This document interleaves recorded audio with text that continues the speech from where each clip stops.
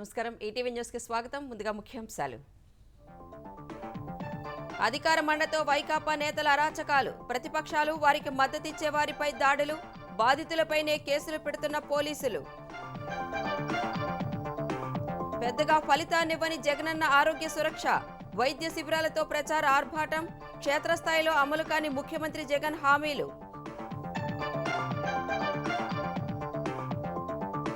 నేడు మాచర్లలో వరికపూడిసెల ప్రాజెక్టుకు శంకుస్థాపన సీఎం పర్యటన కోసం విద్యా సంస్థలకు సెలవు వందలాది ఆర్టీసీ బస్సుల తరలింపు దళిత బంధు 100% అమలుతో దేశానికి దిక్సూచిగా తెలంగాణ మంత్రి కేటీఆర్ ఆశాభావం అప్పులపై విమర్శలు సరికాదని హితవు దోచుకునేందుకే కామారెడ్డిలో కేసీఆర్ పోటీ చేస్తున్నారని రేవంత్ రెడ్డి ఆరోపణ రైతుల భూములకు కాపలాగా ఉంటానని ప్రచారంలో హామీ డబ్బుతో గెలవాలని కేసీఆర్ భావిస్తున్నారన్న కిషన్ రెడ్డి మరో 5 ఏళ్లు నష్టపోవద్దని ఓటర్లకు పిలుపు మంచి భవిష్యత్తు భాజపాతోనే సాధ్యమని వెల్లడి కేజ్రీవాల్ ప్రియాంకలకు ఈసీ నోటీసులు ప్రధానిపై అనుచిత వ్యాఖ్యలు చేశారన్న ఫిర్యాదుపై తాకీదులు సమాధానం చెప్పాలని ఆదేశం వన్డే ప్రపంచ కప్లో నేడు తొలి సెమీఫైనల్ అమీతుమీ తేల్చుకోనున్న భారత్ న్యూజిలాండ్ గెలుపు కోసం ఇరు జట్లు ముమ్మర కసరత్తు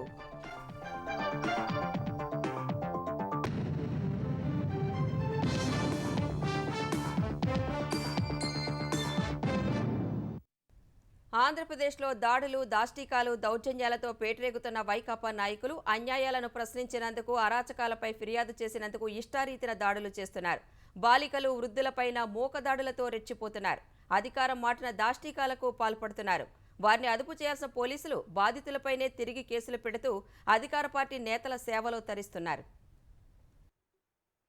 వైకాపా అధికారంలోకి వచ్చినప్పటి నుంచి దళితులు బాలికలు వృద్ధులు ప్రతిపక్ష పార్టీల కార్యకర్తలపై దాడులకు అడ్డు అదుపు లేకుండా పోయింది మొన్నటికి మొన్న కంచికచర్లలో దళిత యువకుడిపై జరిగిన అమానుష ఘటన మరొక ముందే తాజాగా కొలిమిగుండ్లలో దళిత న్యాయవాదిపై వైకాపా నాయకులు చేసిన దాడి ఏపీలో 4.5 కొనసాగుతున్న వైకాపా ప్రాయోజిత అరాచకాన్ని మరోమారు కళ్లకు కట్టింది బీహార్ ఉత్తరప్రదేశ్ లాంటి రాష్ట్రాల్లో ఒకప్పుడు ఉన్న పరిస్థితులు ఇప్పుడు జగన్ పాలనలో ఏపీలో నిత్యకృత్యమైపోయాయి వీటిని ఉక్కుపాదంతో అణచేయాల్సిన పోలీసులే అధికార పార్టీ నేతల అరాచకాలకు వత్తాసు పలుకుతుండటంతో రాష్ట్రం అరాచకాంధ్రప్రదేశ్ గా మారిపోయింది వైకాపా నాయకులు దాడులు దౌర్జన్యాలు దాష్టికాలతో రెచ్చిపోతుంటే ముఖ్యమంత్రి జగన్ ఒక్కరోజు వాటిని ఖండించలేదు నా ఎస్సీలు నా ఎస్టీలు అంటూ పదే పదే వల్లవేసే ఆయన తన పార్టీ నాయకులే దళితులు గిరిజనులపై దాడులకు తెగబడుతుంటే కనీసం స్పందించలేదు చట్టం ముందు అందరూ సమానులేనని అధికార పార్టీ నాయకులు తప్పు చేసినా వారిపై చర్యలు తీసుకోవాలని చెప్పలేదు పైగా అధికార పార్టీకి వత్తాసు పలికేలా పోలీసు వ్యవస్థను మార్చేశారు చంద్రబాబుకు సంఘీభావంగా శ్రీకాకుళం నుంచి కుప్పం వరకు సైకిల్ యాత్ర చేపట్టిన తెలుగుదేశం కార్యకర్తలపై పుంగనూరులో దాష్టికానికి పాల్పడ్డ మంత్రి పెద్దిరెడ్డి రామచంద్రారెడ్డి అనుచరుడు వైకాపా నాయకుడు చెంగలాపురం సూరి అలియాస్ సురతోటి సురేష్ పై 2013లో రౌడీషీట్ తెరిచారు వైకాపా అధికారంలోకి వచ్చాక అధికార పార్టీ నేతల సిఫార్సులు ఒత్తిళ్లతో అతనిపై ఉన్న రౌడీషీట్ గతేడాది డిసెంబర్లో పోలీసులు ఎత్తేశారు ఆ తర్వాత నుంచి అతని దాష్టికాలు మరింత పెరిగిపోయాయి చంద్రబాబు అరెస్టును నిరసిస్తూ నారా భువనేశ్వరిని కలిసి సంఘీభావం తెలిపేందుకు 70 ఏళ్ల చింతల నారాయణ అనే వృద్ధుడు నంద్యాల జిల్లా చినదేవళాపురం నుంచి రాజమహేంద్రవరానికి పాదయాత్రగా బయలుదేరాడు యాత్ర వినుకొండ సమీపానికి రాగానే 4 యువకులు దాడి చేసి పళ్లూడిపోయేలా ముఖంపై బలంగా కొడితే పోలీసులు కనీసం దానిపై ఇప్పటి వరకు కేసు కూడా నమోదు చేయలేదు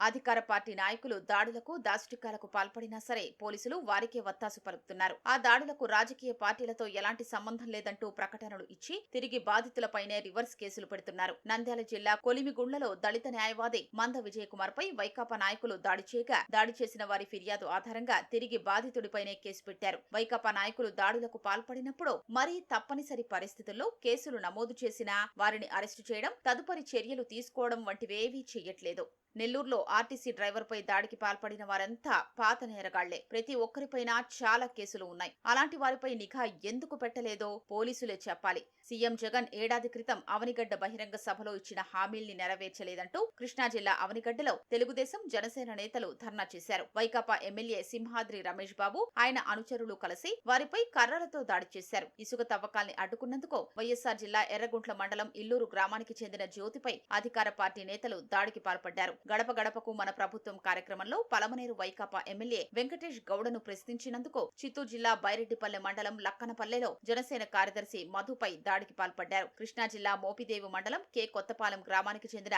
వైకాపా నేత రాజబాబు ఓ గిరిజన బాలిక ఆమె బంధువుల్ని దారుణంగా కొట్టారు. తన ఇంట్లో దొంగతనానికి పాల్పడ్డారని ఆరోపిస్తూ చిత్రహింసలకు గురి చేయడమే కాకుండా పోలీస్ స్టేషన్ కు తీసుకొచ్చి అప్పగించారు. దీంతో వారు ముగ్గురు నడవలేనంతగా ఓ మహిళా ఎస్ఐ వారిని కొట్టారు. ప్రతిపక్షాల్ని అణిచివేయడం, అధికార పార్టీ నేతల సేవలో తరిస్తూ వారు చెప్పిన పనులు చేయడానికి పరిమితమవుతున్న పోలీసులు గస్తీని గాలి కుదిరేశారు. అరాచక శక్తుల గురించి పట్టించుకోవట్లేదు. ఫలితంగా ఏపీలో గంజాయి గ్యాంగులు, బ్లేడ్ బ్యాచ్లు, రౌడీలు, నేరగాళ్లు చెలరేగిపోతున్నారు. జగనన్న సురక్ష కింద ఆంధ్రప్రదేశ్లో నిర్వహిస్తున్న వైద్య శిబిరాలు వైకాపా ప్రభుత్వ ప్రచారానికే ఎక్కువగా ఉపయోగపడుతున్నాయి. ఐపాక్ సూచనతో సెప్టెంబర్ 30 నుంచి ఏపీలో వైద్య శిబిరాలు జరుగుతున్నాయి. ప్రతి ఇంటిని జల్లెడ పెట్టి వ్యాధి నిర్ధారణ పరీక్షలు నిర్వహించి ఉత్తమ వైద్యాన్ని అందించేందుకు ఈ వైద్య శిబిరాలు ఉపయోగపడతాయని సీఎం జగన్ పదే పదే ఊదరగొడుతున్నప్పటికీ వాస్తవ పరిస్థితులు అందుకు పూర్తి భిన్నంగా ఉన్నాయి. జగనన్న సురక్ష పథకం ద్వారా వ్యాధులు నయమయ్యే వరకు రోగుల్ని చేయి పట్టి నడిపిస్తామని ముఖ్యమంత్రి జగన్ ఆర్భాటంగా చెప్పినా క్షేత్రస్థాయిలో పరిస్థితి దానికి విరుద్ధంగా ఉంది. ఇటీవల నిర్వహించిన వైద్య శిబిరాల ద్వారా ప్రజలకు పెద్దగా ఒరిగిందేమీ లేదు. తాజా సమాచారం ప్రకారం 8,971 వైద్య శిబిరాల ద్వారా 59 లక్షల మందికి జగనన్న సురక్ష పథకం కింద ఓపీ విధానంలో పరీక్షలు నిర్వహించారు. ఈ 59 లక్షల మందిలో 9 లక్షల మందికి కంటి పరీక్షలు జరిగాయి. కంటి వెలుగు కింద జరిగే పరీక్షల్ని ఈ వైద్య శిబిరాలకు అదనంగా అనుసంధానం చేశారు. ఈ 9 లక్షల మందిని మినహాయిస్తే మిగిలిన 50 లక్షల్లో కేవలం 85,000 మందిని మాత్రమే ఇతర ఆసుపత్రులకు రిఫర్ చేశారు. శాస్త్రీయ అంచనాల ప్రకారం ఓపీ ద్వారా చికిత్స పొందే వారిలో కనీసం 10% మందికి రిఫరల్ వైద్య సేవలు అవసరమవుతాయి. దీనికి భిన్నంగా 2% మందిని కూడా రిఫరల్ కింద గుర్తించకపోవడం వైద్య శిబిరాల్లో ఓపీ ద్వారా అందిన సేవల తీరును ప్రశ్నార్థకం చేస్తోంది. Gynaec, general medicine, paediatrics, ENT, dermatology, ఇతరుల విభాగాలతో కలిపి 3,500 మంది స్పెషలిస్టు వైద్యులు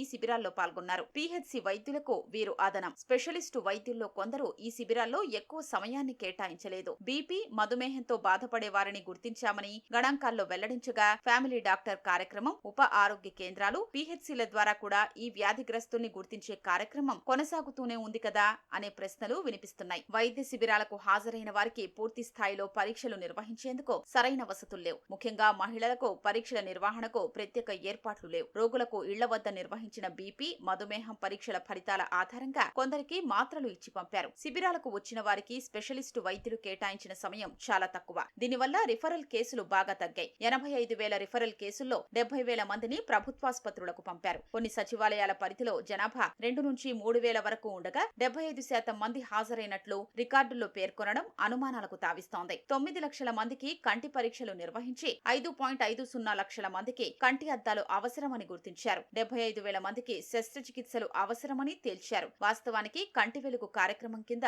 పరీక్షలు చాలా కాలం నుంచి జరుగుతున్నాయి. జనవరి నుంచి ప్రతి మండలంలో నెలకు 4 వైద్య శిబిరాలు నిర్వహించాలని వైకాపా ప్రభుత్వం నిర్ణయించింది. రిఫరల్ కేసుల సంఖ్యను చూస్తుంటే ఈ వైద్య శిబిరాల ద్వారా ఫలితాలు ఏ మేరకు ప్రయోజనకరంగా ఉంటాయనేది ప్రశ్నార్థకమే. సీఎం జగన్ బొమ్మలతో ఉన్న బ్యాగులు, కరపత్రాలు, ఫైళ్ల పంపిణీకి మాత్రం ఈ శిబిరాలు ఉపయోగపడుతున్నాయి. ఈ శిబిరాల నిర్వహణ మొత్తం ఐపాక్ కనుసన్నల్లో జరుగుతోంది. ప్రతి రిఫరల్ కేసుకు ప్రయాణ ఖర్చుల కోసం 500 వంతున చెల్లిస్తామని సీఎం జగన్ ప్రకటించినా ఇందుకు అవసరమైన నిధుల మంజూరు ఎలా అన్న దానిపై స్పష్టత రాలేదు.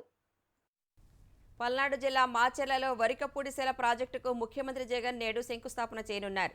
ఈ ఉదయం తాడేపల్లి నుంచి హెలికాప్టర్లో సీఎం మాచెర్ల వెళతారు. చెన్నకేశవ కాలనీ ఎదురుగా ఏర్పాటు చేసిన బహిరంగ సభలో వరికపూడిసెల ప్రాజెక్టుకు శంకుస్థాపన చేస్తారు. ఆంధ్రప్రదేశ్లో పూర్తిగా పైప్ లైన్ల ద్వారా నీరందించే తొలి ప్రాజెక్ట్ వరికపూడిసెల ఎత్తిపోతల ప్రాజెక్ట్. తొలి దశలో 24,900 ఎకరాలకు సాగునీరు, 20,000 మంది జనాభాకు తాగునీరు అందించనున్నారు. రెండో దశలో పల్నాడు, ప్రకాశం జిల్లాలో 1.04 లక్షల ఎకరాలకు సాగునీరు అందనుంది.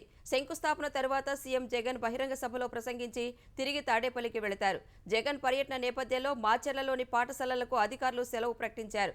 బహిరంగ సభకు ప్రైవేటు పాఠశాలల బస్సుల్లో జనాలను తరలించేందుకు ఏర్పాట్లు చేశారు. పల్నాడు, గుంటూరు, బాపట్ల జిల్లాల నుంచి ఆర్టీసీ బస్సుల్ని జగన్ సభకు కేటాయించారు. బాపట్ల జిల్లా నుంచి సీఎం పర్యటనకు 100 బస్సులు పెట్టడంతో ప్రయాణికులు బస్సుల కోసం బస్టాండ్లలో పడిగాపులు కాశారు. నెల్లూరు జిల్లా ఆత్మకూరు డిపోకు చెందిన బస్సులను సీఎం స్పెషల్ పేరుతో తరలించారు. మూస ధోరణిలో కాకుండా యువత తమకు ఆసక్తి ఉన్న రంగాల వైపు వెళ్లాలని తెలంగాణ ఐటీ పురపాలక శాఖ మంత్రి కేటీఆర్ సూచించారు. హైదరాబాద్లో ఎస్సీ, ఎస్టీల పారిశ్రామికవేత్తలు, వ్యవస్థాపకులు నిర్వహించిన కార్యక్రమంలో మంత్రి పాల్గొన్నారు. దేశంలో 25 లోపు వయసు ఉన్నవారి జనాభా ఎక్కువగా ఉందన్న కేటీఆర్, యువత ఆలోచనలకు పదును పెడితే దేశం అభివృద్ధి పథంలో పయనిస్తుందన్నారు. తెలంగాణలో దళిత బంధు లాంటి పథకాన్ని 100% విజయవంతంగా అమలు చేసి చూపెడితే దేశానికే ఓ దిక్సూచి అవుతుందని కేటీఆర్ ధీమా వ్యక్తం చేశారు. అప్పులపై విపక్షాలు చేస్తున్న విమర్శలను కొట్టిపారేశారు.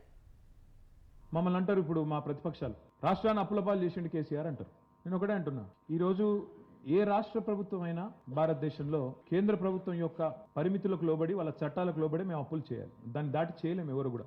దాని పేరు FRBM అంటారు, ఫిజికలీ రెస్పాన్సిబుల్ బడ్జెట్ మేనేజ్మెంట్. దాన్ని దాటి ఎవరు చేయలేరు. అప్పులు జీడిపి నిష్పత్తి తీసుకుంటే, రేషియో తీసుకుంటే, డెట్ జీడిపి రేషియో తీసుకుంటే కిందికెళ్ళి 5వ స్థానంలో ఉంది. అంటే మనకంటే మీద 22 రాష్ట్రాలు ఉన్నాయి, మనకంటే ఎక్కువ అప్పు తీసుకున్న రాష్ట్రాలు. కేసీఆర్ డబ్బుతో ఓట్లు కొనాలని చూస్తున్నారని భాజపా తెలంగాణ అధ్యక్షుడు కిషన్ రెడ్డి ఆరోపించారు. కేసీఆర్ను నమ్మితే మరో 5 ఏళ్లు నష్టపోతారని ప్రజలను ఆయన హెచ్చరించారు. రంగారెడ్డి జిల్లా మహేశ్వరం నియోజకవర్గంలో భాజపా అభ్యర్థి అందెల శ్రీరాములకు మద్దతుగా గిరిజన సమావేశంలో కిషన్ రెడ్డి ప్రచారం చేశారు. భారాస, కాంగ్రెస్, మజ్లిస్ పార్టీలు ఒక్కటేనన్న కిషన్ రెడ్డి ఓటు వేసే ముందు ప్రజలు ఒక్కసారి ఆలోచించుకోవాలని సూచించారు. భాజపా అధికారంలోకి వచ్చాక అక్రమాలకు పాల్పడ్డ భారాస నేతలను వదిలిపెట్టబోమని కిషన్ రెడ్డి చెప్పారు. నాయకులు ఎవరైతే అక్రమంగా భూములు ఆక్రమించుకుంటున్నారో వచ్చే డిసెంబర్ 3వ తేదీ తర్వాత ఆ నాయకుల భరతం పడతామని మనం చేస్తా ఉన్నాం. ఈ రోజు బీఆర్ఎస్ నాయకులు, కాంగ్రెస్ పార్టీ నాయకులు డబ్బు సంచుల్లో వస్తున్నారు, ఓట్లు కొందామనుకుంటున్నారు. కానీ అమ్ముడు పోయామా 5 సంవత్సరాలు నష్టపోతాం. గజ్వేల్లో 1000 ఎకరాలు కబ్జా చేసిన ముఖ్యమంత్రి కేసీఆర్ ఇప్పుడు కామారెడ్డిలోనూ భూములు ఆక్రమించేందుకే అక్కడ పోటీ చేస్తున్నారని తెలంగాణ పీసీసీ అధ్యక్షుడు రేవంత్ రెడ్డి ఆరోపించారు. కాంగ్రెస్ వస్తే కరెంటు ఉండదని కేసీఆర్ అబద్దాలు ప్రచారం చేస్తున్నారని, వ్యవసాయానికి ఉచిత విద్యుత్తును ప్రారంభించిందే కాంగ్రెస్ అని ఆయన గుర్తు చేశారు. తాను పోటీ చేస్తున్న కామారెడ్డి నియోజకవర్గంలో రేవంత్ విస్తృత ప్రచారం నిర్వహించారు. ఇసాయిపేట్, చుక్కాపూర్, మాచారెడ్డి, ఫరీద్పేట్ కార్నర్ మీటింగ్లలో పాల్గొన్న రేవంత్ భారాసపై విమర్శలు గుప్పించారు. అధికారంలోకి వస్తే 6 గ్యారంటీలను పక్కాగా అమలు చేస్తామని పునరుద్ఘాటించారు. ఉపాయం అంతా కామారెడ్డి భూములు గుంజుకోవాలి, ఈడ వాళ్ళ చుట్టాలు అందరు ఆక్రమించుకోవాలి అని. నేను ఇవాళ ఒక్కటే మాట అడుగుతున్నా కేసీఆర్, గజ్వేల్లో ఓడిపోతున్న భయంతో నువ్వు బయటికి పోయి పోటీ చేయాలంటే సిరిసిల్లకి ఎందుకు పోబోతుంది? నీ సిద్దిపేట చింతమడి కాడనే ఉంది కదా, గక్కడికి ఎందుకు పోలేదయ్యా? ఇవాళ కామారెడ్డిలు వచ్చి ఆయన మనకు కథలు చెప్తున్నాడు. నేను ఈ ప్రాంతంలో గుంట భూమి కొనుక్కోను, మీ గజం భూమి గుంజుకోను. మీ తాతలు ముత్తాతలు ఇచ్చిన భూములు కంచేసి కాపాడే బాధ్యత నాది. మీకు అండగా నిలబడతా, మీ భూములను కాపాడతా. తెలంగాణలో ఏఐసీసీ బృందాలు అభ్యర్థులతో సంబంధం లేకుండా తెర వెనుక పార్టీ కార్యక్రమాలను వేగవంతం చేస్తున్నాయి. పోల్ మేనేజ్మెంట్ను బలోపేతం చేసే దిశలో వార్ రూమ్ ప్రత్యేక బృందాలు దాదాపు 80 నియోజకవర్గాల్లో పర్యటించి ఇంటింటికి 6 గ్యారంటీలు, పోలింగ్ బూత్ స్థాయిలో పార్టీ కార్యకలాపాలపై సమీక్ష నిర్వహించినట్లు తెలుస్తోంది. ఎక్కడ ప్రచారం బాగుంది, ఎక్కడ వెనుకబడ్డామో బేరీజు వేసుకుని అక్కడ ఇంకా చేపట్టాల్సిన కార్యక్రమాలపై దిశానిర్దేశం చేస్తున్నాయి. రాహుల్ గాంధీ, ప్రియాంక, మల్లికార్జున ఖర్గేలతో కనీసం 50 నియోజకవర్గాల్లో ప్రచారం నిర్వహించేలా టీపీసీసీ ప్రణాళికలు సిద్ధం చేస్తోంది. ఈ నెల 17 తర్వాత రాహుల్, ప్రియాంక, మల్లికార్జున ఖర్గే ఒక్కొక్కరు కనీసం 7 రోజులు ప్రచారం నిర్వహిస్తారని టీపీసీసీ వర్గాలు అంచనా వేస్తున్నాయి. ఖర్గే, ప్రియాంక గాంధీ బహిరంగ సభల్లో, రాహుల్ గాంధీ రోడ్ షోలు, పాదయాత్రల్లో పాల్గొనేలా ప్రణాళికలు సిద్ధం చేస్తున్నట్లు తెలుస్తోంది. ప్రతిరోజు ఒక్కో అగ్రనేత 3 అసెంబ్లీ నియోజకవర్గాల్లో పర్యటించేలా రూట్ మ్యాప్ తయారు చేసినట్లు తెలిసింది. అగ్రనేతల పర్యటన ప్రణాళికలు సిద్ధం చేసిన తర్వాత వారి భద్రతా సిబ్బంది సూచన మేరకు ప్రచార విధానంలో మార్పులు చేర్పులు జరిగే అవకాశం ఉంది. ప్రధానిపై అనుచిత పోస్టులు వ్యాఖ్యలు చేశారని ఆమ్ ఆద్మీ పార్టీ జాతీయ కన్వీనర్ అరవింద్ కేజ్రీవాల్ కాంగ్రెస్ ప్రధాన కార్యదర్శి ప్రియాంక గాంధీకి కేంద్ర ఎన్నికల సంఘం షోకాజ్ నోటీసులు జారీ చేసింది. ప్రధాని నరేంద్ర మోదీ అదానీ ఫోటోలను షేర్ చేస్తూ ప్రధాని పారిశ్రామికవేత్తల కోసమే తప్ప ప్రజల కోసం పనిచేయటం లేదన్నట్లు ఆమ్ ఆద్మీ ఎక్స్లో పోస్ట్ చేసిందని నవంబర్ 10న భాజపా నేతలు ఈసీ దృష్టికి తీసుకువెళ్లారు. ఈ నేపథ్యంలో సీఎం కేజ్రీవాల్కు నోటీసులు ఇచ్చిన ఈసీ ఎన్నికల ప్రవర్తన నియమావళిని ఉల్లంఘించడంపై నవంబర్ 16లోపు సమాధానం ఇవ్వాలని పేర్కొంది. నిర్ణీత సమయంలో సమాధానం ఇవ్వకుంటే తగిన చర్యలు తీసుకుంటామని హెచ్చరించింది. ప్రధాని మోదీపై నిరాధార ఆరోపణలు చేశారంటూ భాజపా చేసిన ఫిర్యాదును పరిగణలోకి తీసుకున్న ఈసీ ప్రియాంక గాంధీకి కూడా షోకాజ్ నోటీసులు జారీ చేసింది.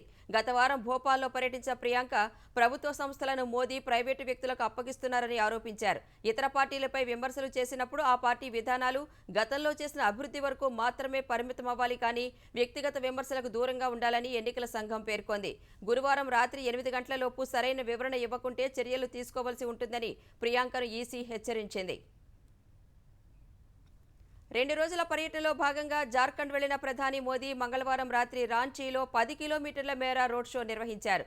బిర్సా ముండా విమానాశ్రయంలో దిగిన వెంటనే కట్టుదిట్టమైన భద్రత మధ్య ఆయన 45 నిమిషాలు రోడ్ షోలో పాల్గొన్నారు. విమానాశ్రయం నుంచి రాజ్భవన్ వరకు సాగిన ఈ రోడ్ షోకు వేలాది మంది ప్రజలు తరలివచ్చారు. నేడు జార్ఖండ్ రాష్ట్ర అవతరణ దినోత్సవంతో పాటు గిరిజనుల ఐకాన్ బిర్సా ముండా జయంతిని స్థానిక ప్రజలతో కలిసి జరుపుకోనుండడం గర్వంగా ఉందని ప్రధాని పేర్కొన్నారు. ఈ మేరకు ఎక్స్ వేదికగా జార్ఖండ్ ప్రజలకు మోదీ శుభాకాంక్షలు తెలిపారు. ఈ పర్యటనలో భాగంగా ఖూంటీలో వికసిత్ భారత్ సంకల్ప యాత్రను జెండా ఊపి ప్రారంభించనున్నట్లు ప్రధాని మోదీ తెలిపారు. గిరిజనుల సంక్షేమం కోసం 24,000 కోట్ల రూపాయలతో చరిత్రాత్మక పథకాన్ని నేడు మోదీ ప్రారంభించనున్నారు. అసెంబ్లీ ఎన్నికల మలి విడత ప్రచారంలో భాగంగా నేడు బోధన్, నిజామాబాద్ అర్బన్, ఎల్లారెడ్డి, మెదక్ నియోజకవర్గ ప్రజా ఆశీర్వాద సభల్లో ముఖ్యమంత్రి కేసీఆర్ పాల్గొనున్నారు. గులాబీ దళపతి సభల కోసం విస్తృత ఏర్పాట్లు చేస్తున్నారు. బోధన్లోని సభాస్థలి ప్రాంగణాన్ని CP Kalmeshwar, dog squad, bomb squad బృందాలతో పరిశీలించారు. మరోవైపు MLA Padma Devender Reddy Medak CSI church మైదానంలో సభ కోసం ముమ్మరంగా ఏర్పాట్లు చేయిస్తున్నారు. సభను విజయవంతంగా చేయాలని భారాస ఎన్నికల ఇన్ఛార్జీలకు సూచించారు. తెలంగాణ శాసనసభ ఎన్నికల పోటీలో నికరంగా మిగిలే అభ్యర్థుల జాబితా నేడు ఖరారు కానుంది. నామినేషన్ల ఉపసంహరణ గడువు నేటితో ముగియనుంది. నామినేషన్ల పరిశీలన అనంతరం ఎన్నికల బరిలో 2,898 మంది అభ్యర్థులు మిగిలారు. ఈ మధ్యాహ్నం 3 గంటల వరకు ఉపసంహరణకు అవకాశం ఉంటుంది. ఉపసంహరణ గడువు అనంతరం పోటీలో మిగిలిన అభ్యర్థులకు నిబంధనలకు లోబడి రిటర్నింగ్ అధికారులు గుర్తులు కేటాయిస్తారు. గుర్తింపు పొందిన పార్టీలు, రిజిస్టర్డ్ పార్టీలు, స్వతంత్రులు ఇలా వరుస క్రమంలో అభ్యర్థుల జాబితా రూపొందిస్తారు. వాటి ఆధారంగా బ్యాలెట్ ఖరారు చేస్తారు. దాని ఆధారంగా ఈ నెల 30న పోలింగ్ నిర్వహిస్తారు. ప్రొద్దుటూరు తెలుగుదేశం నేత ప్రవీణ్ కుమార్ రెడ్డిని అరెస్టు చేసి కడప జైలుకు తరలించి 24 గంటలు గడవక ముందే మరో నేత బీటెక్ రవిని పోలీసులు అరెస్టు చేశారు. యువగళం ప్రారంభానికి 2 రోజుల ముందు జనవరి 25న కడపకు లోకేష్ వచ్చిన సందర్భంగా విమానాశ్రయానికి పెద్ద ఎత్తున పార్టీ నాయకులు, కార్యకర్తలు తరలి వచ్చారు. విమానాశ్రయం గేటు వద్ద లోపలికి వెళ్లడానికి బీటెక్ రవి ప్రయత్నించడంతో పోలీసులు అడ్డుకున్నారు. ఇరువురి మధ్య తీవ్ర వాగ్వాదం, తోపులాట జరిగాయి. ఆ తోపులాటలో పోలీసులకు గాయాలయ్యాయనే కారణంతో బీటెక్ రవిపై 10 నెలల తరువాత వల్లూరు మండలం పోలీసులు కేసు నమోదు చేశారు. పులివెందుల నుంచి కడపకు వస్తుండగా యోగి వేమన విశ్వవిద్యాలయం వద్ద రాత్రి వల్లూరు పోలీసులు బీటెక్ రవిని అదుపులోకి తీసుకున్నారు. వల్లూరు పోలీస్ స్టేషన్కు తీసుకువెళ్లి కాసేపటి తర్వాత కడప రిమ్స్లో వైద్య పరీక్షలు చేయించారు. అర్ధరాత్రి కడప మెజిస్ట్రేట్ భార్గవి ఇంటి వద్దకు తీసుకువెళ్లి బీటెక్ రవిని హాజరుపరిచారు. తొలుత రిమాండ్ రిపోర్టును వెనక్కి ఇచ్చేసిన న్యాయాధికారి తర్వాత పోలీసుల విజ్ఞప్తి మేరకు బీటెక్ రవికి 14 రోజులు రిమాండ్ విధించారు. తర్వాత బీటెక్ రవిని కడప కేంద్ర కారాగారానికి తరలించారు. బీటెక్ రవి అరెస్టును తెలుగుదేశం ఆంధ్రప్రదేశ్ అధ్యక్షుడు అచ్చెన్నాయుడు, జాతీయ ప్రధాన కార్యదర్శి లోకేష్, సీనియర్ నేతలు ఖండించారు. 8 నెలల చెత్త పన్ను ఒకేసారి కట్టాలంటూ కర్నూలు నగరపాలక సంస్థ అధికారులు రాత్రి దుకాణాలకు తాళాలు వేయడంపై వ్యాపారులు తీవ్ర అసహనం వ్యక్తం చేశారు. గాంధీనగర్లో చెత్త పన్ను, ట్రేడ్ లైసెన్సు ఫీజులు కట్టాలంటూ అధికారులు మంగళవారం రాత్రి దుకాణాల వద్దకు వెళ్లి ఆదేశించారు. ముందస్తు సమాచారం ఇవ్వకుండా రాత్రివేళ వచ్చి ఒకేసారి మొత్తం కట్టాలంటే ఎలా అని వ్యాపారులు ఆందోళన వ్యక్తం చేశారు. కొంతమంది వ్యాపారులు పన్నులు చెల్లించి దుకాణాలు తెరిచారు. ఒక వ్యాపారి వ్యక్తిగత పనుల కోసం షాపునకు తాళం వేసుకుని వెళ్లగా అధికారులు దానికి మరో తాళం వేసి వెళ్లిపోయారు. నుంచి చెత్త పన్ను అని చెప్పి వేసినారు. కాకపోతే ఒక్కసారి కూడా ఇన్ఫార్మ్ చేయలేదు. డైరెక్ట్ వచ్చి కడితే సరిపోయి మొత్తం కట్టాలి, లేదంటే షాప్ తీసేస్తాం అని చెప్పేసి కమిషనర్ వచ్చారు. ట్రేడ్ లైసెన్స్ కి మొత్తం 1200, రిసిప్ట్ కూడా వేయలేదు, ఏదో పేపర్ మీద రాసి ఇచ్చినారు. సంవత్సరం నుంచి రాకుండా ఇప్పుడు రావడము, ఈ రాత్రిపూట రావడం అనేది మంచి పద్ధతి కాదు. దట్టు తీసుకున్న దానికి రిసిప్ట్ ఇవ్వగలిగితే మంచిది. అన్ని పర్ఫెక్ట్ గా ఉంటే మేము పర్ఫెక్ట్ గా ఉంటాం. దీనికి కనీసం మాకు ఇంటిమేషన్ ఇవ్వాలి కదా. నేను వచ్చిన తర్వాత నాతో మాట్లాడి నేను కట్టను అంటే కనుక దాని తర్వాత మీరు యాక్షన్ తీసుకునే ఒక పద్ధతి ఉంటుంది. కానీ అసలు నాకు ఇంటిమేషన్ లేకుండా నాకు తాళం వేసిపోయారు. ఎవరిని అడగాల నేను ఇప్పుడు? అమెరికా రాజధాని వాషింగ్టన్లో ఇజ్రాయెల్ మద్దతుదారులు మంగళవారం భారీ ర్యాలీ నిర్వహించారు. హమాస్ మిలిటెంట్ దాడులను నిరసిస్తూ అమెరికా, ఇజ్రాయెల్ జెండాలను పట్టుకుని ప్రదర్శన నిర్వహించారు. ఈ ర్యాలీలో సెనెట్ మెజార్టీ నాయకుడు Schumer, speaker Mike Johnson, House Democratic నాయకుడు హకీం జాఫరీస్ పాల్గొని ఇజ్రాయెల్కు సంఘీభావం తెలిపారు. హమాస్ చేసిన దాడి తర్వాత తొలి రోజులో ఇజ్రాయెల్కు పూర్తి మద్దతుగా అమెరికా నిలిచినప్పటికీ గాజాలోని పౌరులకు సాయం చేసేందుకు కాల్పుల విరమణ పాటించాలని జో బైడెన్ కోరుతున్నారు. ఈ ర్యాలీని ఉద్దేశించి ఇజ్రాయెల్ అధ్యక్షుడు ఐజాక్ హెర్గోస్ వర్చువల్గా ప్రసంగించారు. ఇజ్రాయెల్ని ఎవరూ విచ్ఛిన్నం చేయలేరని, ఈ సమయంలోనే మనం ఒకరికి ఒకరం తోడుగా నిలవాలని పిలుపునిచ్చారు. సహారా గ్రూప్ వ్యవస్థాపకులు చైర్మన్ సుబ్రతారాయ్ కన్నుమూశారు. మంగళవారం రాత్రి గుండెపోటుతో ఆయన తుది శ్వాస విడిచినట్లు సహారా సంస్థ వెల్లడించింది. సుబ్రతారాయ్ చాలా కాలంగా మెటాస్టాటిక్ క్యాన్సర్, రక్తపోటు, మధుమేహంతో బాధపడుతున్నారు.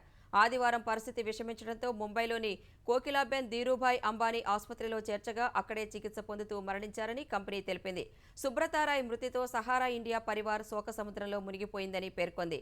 1948 జూన్ 10న బీహార్లోని అరారియాలో జన్మించిన రాయ్ గోరఖ్పూర్లోని గవర్నమెంట్ టెక్నికల్ ఇన్స్టిట్యూట్లో మెకానికల్ ఇంజనీరింగ్ చదివారు.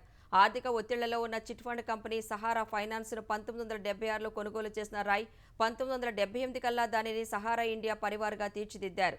ఆ తర్వాత ఆర్థిక, స్థిరాస్తి, మీడియా, ఆతిథ్య రంగాలకు వ్యాపార సామ్రాజ్యాన్ని విస్తరించారు.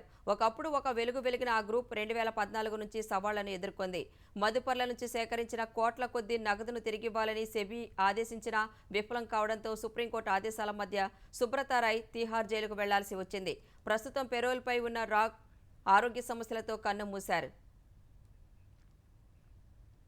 ఐసీసీ వన్డే ప్రపంచ కప్ టోర్నీ నాకౌట్ దశకు చేరింది. ఈ టోర్నీలో నేడు జరగనున్న మొదటి సెమీఫైనల్లో ఆతిథ్య భారత్, న్యూజిలాండ్ అమీతుమీ తేల్చుకోనున్నాయి. ఈ టోర్నీ లీగ్ దశలో ఓటమి నెరగని భారత క్రికెట్ జట్టు ముంబై వాంఖడే మైదానంలో జరిగే సెమీస్లో అదే జోరు కొనసాగించాలనే పట్టుదలతో ఉంది. ప్రపంచ కప్లో మొదటి మ్యాచ్ నుంచి అన్ని విభాగాల్లో పటిష్టంగా ఉన్న రోహిత్ సేన 2019 ప్రపంచ కప్ సెమీస్లో కివీస్ చేతిలో ఎదురైన పరాభవానికి ప్రతీకారం తీర్చుకోవాలని భావిస్తోంది. ఈ ప్రపంచ కప్ భారత్ సాధిస్తుందనే అంచనాలు భారీగా ఉన్నందున ఆటగాళ్లపై కలిగే ఒత్తిడిని దూరం చేసే అంశంపై కెప్టెన్ రోహిత్ శర్మ, కోచ్ రాహుల్ ద్రవిడ్ దృష్టి సారించారు. రోహిత్ శర్మ, ఓపెనర్ శుభ్మన్ గిల్, విరాట్ కోహ్లీ, శ్రేయస్ అయ్యర్, కేఎల్ రాహుల్, సూర్యకుమార్ యాదవ్, రవీంద్ర జడేజాలతో భారత బ్యాటింగ్ పటిష్టంగా ఉంది. జస్ప్రీత్ బుమ్రా, మహ్మద్ షమీ, మహ్మద్ సిరాజ్, కుల్దీప్ యాదవ్, రవీంద్ర జడేజాలతో బౌలింగ్ బలంగా ఉంది. కివీస్ జట్టుకు Devon Conway, Kane Williamson, Daryl Mitchell వంటి బ్యాటర్లు, Trent Boult, Tim Southee, Lockie Ferguson, Mitchell Santner వంటి బౌలర్లు ఉన్నారు. నేడు హోరాహోరీ తప్పదని అంచనాలు ఉన్నాయి. వాంకడే పిచ్ బ్యాటింగ్కు అనుకూలించే అవకాశాలు ఉన్నందున టాస్ గెలిచిన జట్టు తొలుత బ్యాటింగ్ చేసే అవకాశం ఉంది.